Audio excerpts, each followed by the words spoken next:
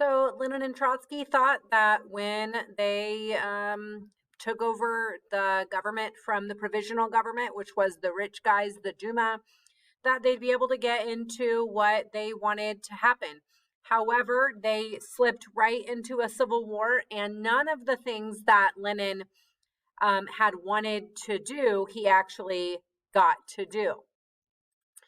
So there are a lot of Russians who don't like communism. I don't have to tell you the reasons why communism would have its critics. I mean, taking from the rich and giving to the poor, redistributing the wealth, all things that some people are going to have issues with. Some of the people who were not fond of Lenin and Trotsky, people who liked the Tsar, people who were loyal to the Tsar, people who believed in divine right, that he was chosen by God, people who were more educated and maybe they understood that communism itself wouldn't really work. People who just hated Lenin, anti Leninists, and big business owners because their businesses would be taken away. And clearly they wouldn't want that. So, also, another group of people who is going to be anti Lenin are the Allied forces. So, the French and the British and the Americans don't want Russia to drop out because then they are going to have to fight the Germans and the Austrians entirely on the Western Front. And they're barely holding on in the trenches with the Russians occupying, fighting on the Eastern Front. And so they need them back to win against Germany. So the Civil War develops in Russia, the Red Army versus the White Army. And the Red Army is the Communist Army, Lenin and Trotsky.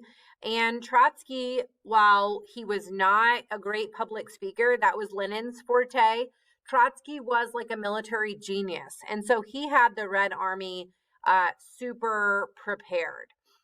They issued a military draft, which means they forced people to join the military. Soldiers who refused to fight for the Red Army were executed. To give an example, the Red Army was also united under common ideas. They at least had something to fight for, and they instituted a Red Terror. Basically, you did not want to go against Lenin, Trotsky, and the Red Army. The White Army, on the other hand, is not very well organized. They have different agendas. They speak different languages. Some people just don't like Lenin, and so they're fighting because they don't like him.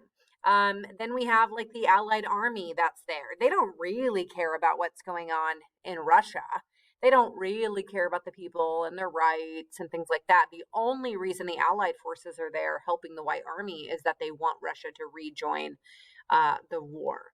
So there's a huge discrepancy. There's no common goal amongst the White Army, and they also don't have a leader.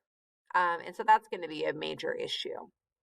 So the last couple years of the war, 1917 to 1918, the Allied troops are helping the White Army, and they're basically providing money and weapons so that the Russians can fight against Lenin themselves. And as World War I ends in 1918, the Allied forces that are helping the White Army, the war is ended. So they don't need Russia to rejoin the war. So those people just leave. And that's the beginning of the end for the White Army. Without the money and assistance from the Allied forces, they cannot succeed against the Red Army. So in 1918, the Allied Army leaves. The White Army is only able to fight for a little bit longer. By 1920, the Civil War is over. And then Lenin's like, okay, now I can show these people what communism is all about. And so Lenin's first policy as the leader is fixing the economy, fixing the Russian way that they make money. Now, I'm going to say Russian, but technically it's the Soviet Union. I'm going to use this interchangeably. So his first policy is in 1921.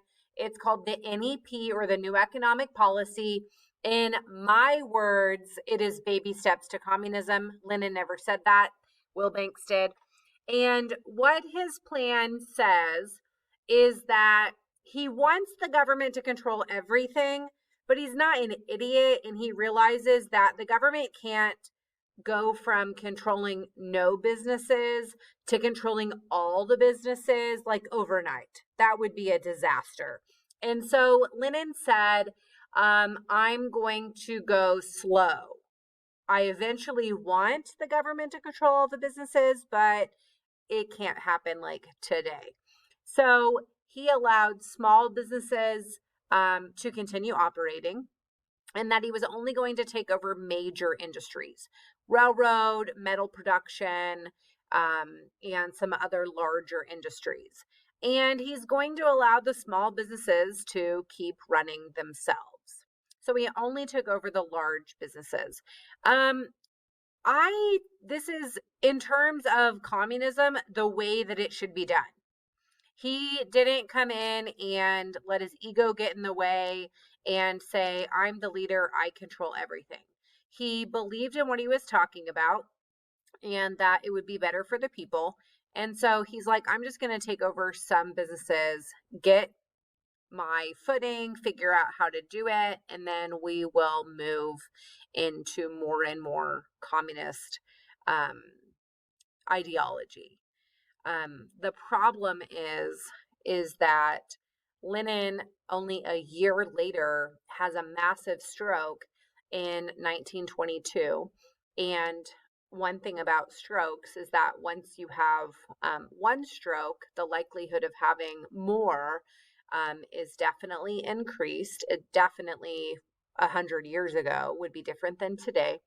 So he is going to continue having strokes, which is like an attack on the brain. So he's going to lose a lot of mental function.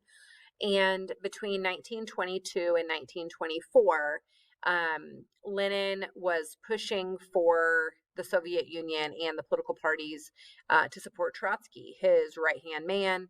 And he supported Trotsky. However, there was another guy who was emerging in Russian politics, and his name is Stalin. And Lenin didn't was not friends with Stalin, but he knew of Stalin. And the one thing that is on record of Lenin saying about Stalin is he said, Comrade Stalin has concentrated enormous power in his hands, and I am not sure he always knows how to use that power with sufficient caution, which is like spot on for what Stalin is going to do. So Stalin is going to come in and not do baby steps to communism. Stalin is going to come in and let his ego and wanting for power completely take over the Soviet Union. So Lenin dies in 1924, and Stalin becomes the new leader. There he is with his mustache. He's just a lower member of the Bolshevik Party. He doesn't even really have a huge responsibility prior to this. He was just a general secretary, was definitely in the lower ranks. But one thing that he had that allowed him to gain power is one of his menial jobs was to appoint people across Russia to like random positions. And why that's going to allow him to gain power is that he basically gave hundreds and hundreds of people across the Soviet Union their job. And so they're going to, in a sense, owe him and show his support. He's also going to play mind games and try to get the people to turn on Trotsky. He's going to kick him out of the country. Trotsky's going to go to Mexico and trying to escape Russia because Stalin's going to kick him out. And then Stalin in 1940 is going to send the KGB, his secret police, to Mexico. And the KGB is going to kill Trotsky with an ice pick. So he's officially in charge of the Communist Party by 1928. And unlike baby steps to communism, he is going to rule the Soviet Union as a totalitarian, total control over everything state. Not baby steps, straight to communism, which I already said I think is probably a bad idea. If you don't like him, he will send you to a concentration camp. If you speak out, he will kill you.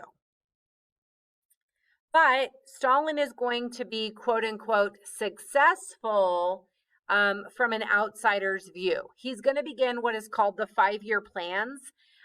We know that prior to World War I, that the Soviet Union, Russia was behind technologically and militarily, and Stalin was embarrassed. And he's like, you know what? We're going to get caught up. And I'm going to give myself 5 years to catch up to the rest of the world. And he's going to be successful in terms of he is going to be a competitor of other industrialized places. How does he do that, though? Well, he is a dictator. He controls every aspect of people's lives. However, in 5 years, he's up to speed with the rest of the world with coal and steel. He also was embarrassed that the Russian people couldn't entirely feed themselves. And so he's going to give himself 5 years to get up to speed agriculturally. And he's going to take over all the people's land, communism. And he is going to force the poor people to work the farms. And if you don't work, or if you're not good at working, or you complain, he will kill you. And so during the agricultural revolution, Stalin is going to kill 5 to 10 million people, not personally, but is going to have his people killed to kill them. By 1938, he increased agricultural production in the Soviet Union by double, and 90% of all the poor people are going to work on the farms. So he was successful. So the outside world is going to look at Stalin and be like, this whole communism thing, they're advancing where it took capitalist countries hundreds of years. And so other countries are going to look at the communist Soviet Union and be like, well, if we want to be cool and we want to double our agricultural production and we want to be a world player, maybe we should be communist. Maybe this isn't so bad. P.S. It was really bad. Because what does he do to keep this control? Well, he kills people left and right. He has secret police. He has informers. He has people watching everyone. In 1934 to 1939, he has a 5-year plan to just kill anyone who doesn't agree with him. And he kills 8 to 13 million people in the Soviet Union. Who does he kill? Professors, because they're smart. People in opposition groups, the Mensheviks, because they want change. Jews, because they're different. Clergy, because they're religious and telling people to believe in God. And other military leaders that he deems a threat. To put that into perspective, the Holocaust, which we're also going to talk about in Germany, there were 6 million people killed. And we've already gone through 5 to 10 million people with the agricultural revolution that he kills. 8 to 13 million people during the Great Purge. Stalin's a bad dude. Okay, last slide here. He brainwashes people. He forces them to worship him like a semi-god. People are taught that communism is the only answer to their problems. They can't speak out against it or they will be killed. He imposes censorship, doesn't allow free newspaper, free speech, etc. He doesn't allow any religion because he wants people to worship him and not God. And this is going to be a huge problem. So Stalin himself is absolutely awful. And I hate to say it, but effective. Because the Soviet Union and Russia prior to World War I was weak, was like super weak. After World War I and after Stalin imposes these reforms, the Soviet Union is a superpower. And they are going to be extremely strong. So this is going to kind of set us up for World War II and then the Cold War.